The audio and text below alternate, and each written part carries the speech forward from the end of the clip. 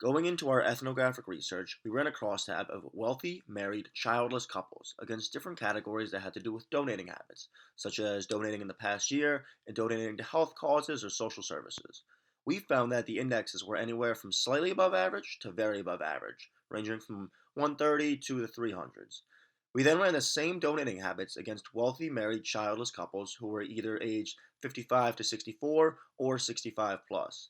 We found that all of the indexes were even higher for these specific age groups. We ran a few more donating habits as well, and the results were even bigger.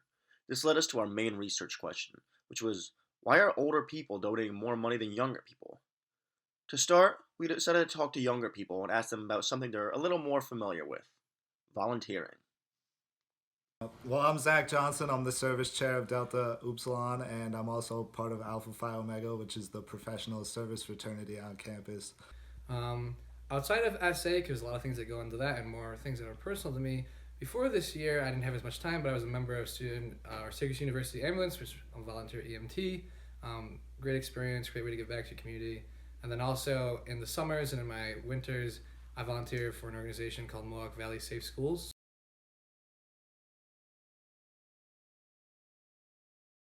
I try my hardest to give back to the community because Syracuse is actually a very underwhelming community outside of the campus. There's a lot of homelessness, there's a lot of children at risk, and those are the places I try to focus. I try to raise food for the homeless, and I try to give back to the kids by working with them and tutoring them. Seeing how much of a difference it can make. A lot of reason why I first find these opportunities is through my mom or my dad who kind of had professions or jobs that are giving back to the community. My dad was a cop, and now he also works at the not-for-profit that works with at-risk kids, and my mom was a nurse. And then beyond that, so that kind of opens the doors, but why I personally want to do it is, like I said, I mean, being able to, once you actually do it, it's so many people being able to give back and using what you have to help other people out, especially in ways if it's going to be enjoyable, it's going to be so much fun for both you and seeing the impact that you can make. I mean, it's kind of like a question that's hard. It's not very tangible, but it's definitely something that once you start doing, you truly enjoy. So the younger generation is volunteering their time, but the older generation is donating their money. When talking to a donor who asked to remain anonymous, she said that she would donate to nearly any organization who sent her a request, but was less likely to volunteer due to old age and her physical limitations. Similarly, I talked to my grandma, who said that she donates to two churches once a month. She donates to Heifer International, which is an organization that helps feed families and works with them to be able to support themselves. A lot of times, once the families are able to support themselves, they give back so other families can do the same.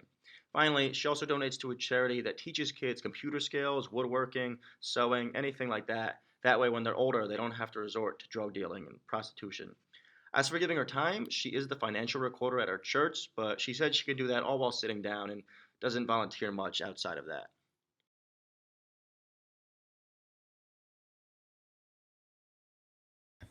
I do more like food donations than money donations because I don't know. I just feel like food has a bigger impact. I don't know where like my money is going all the time. So Not a big, like I guess, coordinated or focused effort at donating money to charity.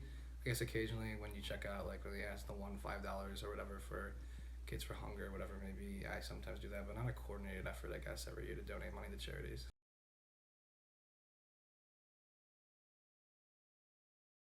um, I guess if you could tell me like more in like a one-on-one conversation outside of this interview, I probably Right. would donate Cool. $5 or $10. I think I'd have to learn a little more. I'm personally someone that likes to really work locally at like whether it be the Syracuse or Utica area, just where I am. So it definitely would take a little convincing. So donating takes a lot of convincing with the younger crowd. However, when talking to our anonymous participant, she revealed that her family's legacy and relationships are her driving factors. She doesn't need convincing because if she feels a strong connection to the cause, organization, or people involved, with no one to leave her fortune to and the last of her name, she would be more than willing to give.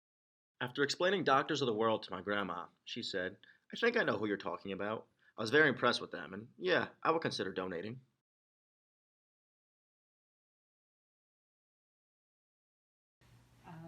So, what's most interesting to me is these donors tend to give depending upon when they were born and how they were raised. So someone who was brought up during the Depression is much more careful about their giving, and so they need to know a lot more.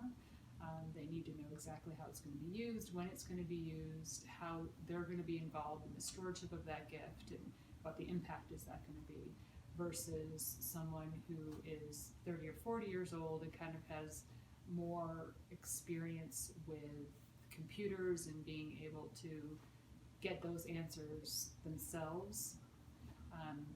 They tend to more want to know the business end of things, like how's it going to be invested, who's going to control it, who's going to actually assign the scholarship to a student, those types of things. In conclusion, we found that the younger crowd is less likely to give monetary donations because they either find it more effective to donate their time instead, or they're more passionate about donating their time.